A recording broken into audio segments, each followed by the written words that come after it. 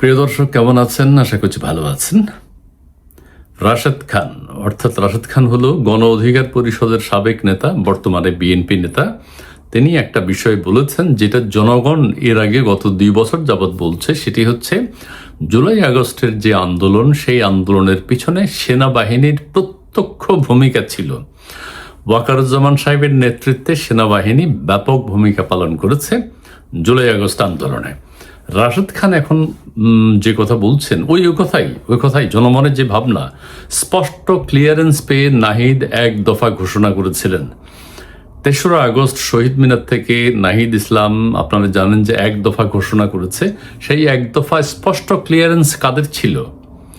স্পষ্ট ক্লিয়ারেন্স কাদের ছিল? আমরা অনেকেই তো মনে করি, দেশের মানুষ মনে করে যে সেনাবাহিনীর প্রত্যক্ষ ভূমিকা। রাশেদ খানও সেটি বলতে চায় যে সেনাবাহিনীর স্পষ্ট নির্দেশ পাওয়ার পরে নাহিদ ইসলাম সাহস করে শহীদ মিনার থেকে এক দফা দাবির ঘোষণা করে। সেনাবাহিনী বলছে, আমরা তোমাদের সাথে আছি। আপনাদের নিশ্চয়ই মনে আছে 2 তারিখে একটা প্রেস রিলিজ বের হয় এসপিআর এর পক্ষ থেকে সেনাবাহিনীর। সেটা হচ্ছে যে 3 তারিখে সেনাপ্রধান ঊর্ধ্বতন কর্মকর্তাদের সাথে ক্যান্টনমেন্টে বসবেন এবং সেটার দিকে সারা দেশবাসীর একটা নজর ছিল। এবং 3 তারিখেই কিন্তু আওয়ামী লীগের নেতৃত্বে একটা সমাবেশ হওয়ার কথা ছিল। সেনাবাহিনীর প্রধান বলেছেন যে, শেখ হাসিনাকে বলেছেন যে গণজমায়েতের দরকার নেই, আমরা ব্যবস্থা নিচ্ছি, আমাদের উপর দায়িত্ব ছেড়ে দেন।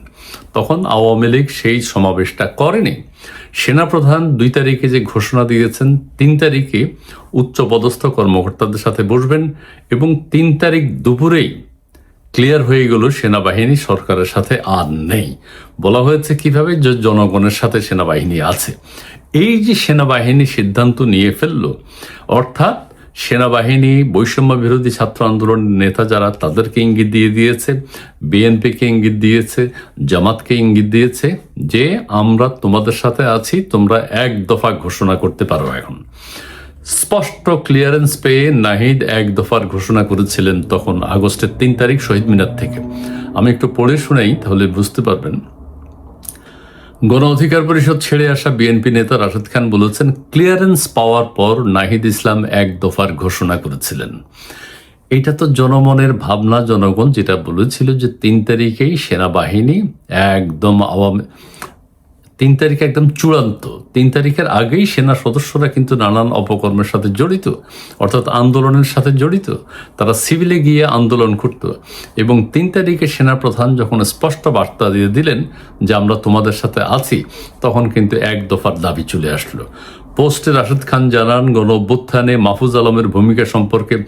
এখানে আরেকটা কথা বলি, অর্থাৎ আমাদের প্রধান উপদেষ্টা doctor Mohammad Yunus master mind বলে জাতিসংঘের একটা অনুষ্ঠানে, অর্থাৎ বিল ক্লিন্টনের একটা অনুষ্ঠানে ঘোষণা করেছিলেন মাহফুজ আলম হলো মাস্টার মাইন্ড। কিন্তু মাহফুজ আলম মাস্টার মাইন্ড না। মাহফুজ আলম নিজেও বলেছে সে মাস্টার মাইন্ড ছিল না। মাহফুজ আলম শিবিরকে দায়িত্ব দিচ্ছিল, শিবির আবার আরেকজনকে দায়িত্ব দেয় আরেকজন, মানে তাদের মধ্যে মাস্টার মাইন্ড কে, এটা নিয়ে একটা ঝামেলা আছে। জাতীয় এবং আন্তর্জাতিক চক্রান্তগুলোর কারণে সবাই কাজ করেছে, মাস্টার মাইন্ডকে সেখানে বোঝা যাচ্ছে না। তবে এইটা বলা যায়, ডক্টর ইউনূস এবং সেনাবাহিনী, এদের যে লিয়াজোটা জামাতের সাথে সেনাবাহিনী বিগড়ে যাওয়ার পরে মূল কাজটা হয়েছে। সেনাবাহিনী যদি সেনাবাহিনী এটা একটা কিন্তু বিরাট অপরাধ করেছে। সেনাবাহিনী হলো সরকারের দায়িত্ব, দেশের নিরাপত্তার দায়িত্বে থাকা সেনাবাহিনীর কর্তব্য। দেশের স্বাধীনতা সার্বভৌমত্ব যাতে অক্ষুণ্ণ থাকে, সরকারের সাথে একসাথে কাজ করা হলো সেনাবাহিনীর দায়িত্ব। সেই কাজটি সেনাবাহিনী করেনি। কাজে এটার জন্য সেনাবাহিনীকে কিন্তু জবাবদিহি করতে হবে। রাশেদ খান আরও অনেক কথা বলেছেন, আমি সামারিগুলো আপনাদেরকে বলি। যে ওয়াকারুজ্জামান সাহেব 3 তারিখে ঘোষণা দিলেন দুপুরে, তিনি আইয়ুব বাচ্চুর একটা গান করেছেন, আপনারা নিশ্চয়ই জানেন। এবং তিনি ঘোষণা দিয়েছেন জনগণের সাথে সেনাবাহিনী, সরকারের সাথে আর নাই। ঠিক আছে, শেখ হাসিনা তখন, আওয়ামী লীগ তখন নিজেরাই বুঝে গেল যে তাদের পতন অনিবার্য, অর্থাৎ তারা আর থাকতে পারবে না। যেহেতু সেনাবাহিনী বিট্রে করলো, সেনাবাহিনীর নানান কথা বলে, জাতিসংঘের ওই মানবাধিকার কমিশনের চেয়ারম্যান তাদেরকে বলছে যে সেনাবাহিনী নেবে না বাংলাদেশ থেকে, নানাবিধ, এবং জামাতের সাথে, অর্থাৎ সেনাবাহিনীর প্রধান কিন্তু 23 তারিখে আওয়ামী লীগ কিন্তু 23শে জুন 2024 সেনাবাহিনী প্রধান যিনি ওয়াকারুজ্জামান, তাকে নিয়োগ দিয়েছেন। নিজের পায়ে নিজে কুড়াল মেরেছেন সেই দিন, এবং 23 তারিখে নিয়োগ পাওয়ার 5-7 দিন পরেই 2রা জুলাই থেকে 23শে জুন থেকে 2রা জুলাই, এই জুলাইতে আন্দোলন শুরু হলে টুকটাক কি আসে, কোটা বিরোধী আন্দোলন, কোটার ব্যাপারে স্লোগান হয়, কোটার ব্যাপারে এটা হয় সেটা হয়, কোটার ব্যাপারে আদালতে একটা মামলা হয়েছে, এগুলো সব ষড়যন্ত্রের অংশ, সব ষড়যন্ত্রের অংশ। এটা ধারাবাহিকভাবে সেনাপ্রধানের নির্দেশেই, সেনাপ্রধানের সহযোগিতায় এরা সবাই আশকারা পেয়ে 3 তারিখ সেনাবাহিনী পুরো ঘোষণা দেয়, আমরা সরকারের সাথে আর নাই, ছাত্রদের সাথে আছে, জনগণের সাথে আছে। তখনই কিন্তু সরকারের পতন চূড়ান্ত হয়ে যায়। ঠিক আছে, তবে অদূর ভবিষ্যতে সেনাবাহিনীকে, সেনাপ্রধানকে এগুলোর জবাব দিতে হবে এই বিশৃঙ্খলা সৃষ্টির জন্য। আরেকটা বিষয় এখানে বলে যায় যে রাশেদ খান মাহফুজ আলম সম্পর্কে অনেক কথা বলেছেন, নাহিদ ইসলাম সম্পর্কে অনেক কথা বলেছেন। ওই সময় কিন্তু 3 তারিখে সার্জিস আলম এবং হাসনাতের ভূমিকা অত বেশি ছিল না।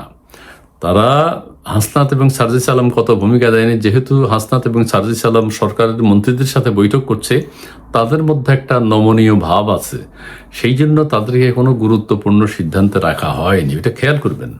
সেখানে নাহিদ ইসলাম, তারপরে আসিফ মাহমুদ, সজীব ভুঁইয়া, মাহফুজ আলম এরা দায়িত্বে ছিল, এবং নূর, রাশেদ খান এরাও কিন্তু আছে।